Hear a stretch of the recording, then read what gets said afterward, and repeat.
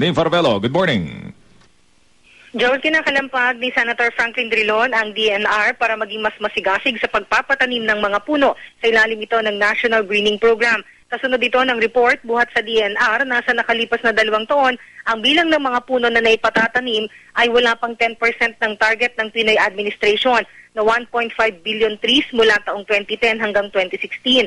Ayon kay Drilon, Chairman ng Senate Committee on Finance, hindi pwedeng excuse ang kakulangan ng pondo dahil malaki ang budget na ibinibigay ng Kongreso para sa tree planting at reforestation programs ng DNR. Para ngayong taon, 2.7 billion pesos ang budget para dito ng DNR at aakyat ito sa 5.7 billion pesos sa susunod na taon. Di ni Drilon, kailangan paigtingin ang pagpapatanim ng mga puno sa mga nakalbong bundok, burol at gubat upang maibsan ang latay ng mga dumadaang bagyo at natural calamities.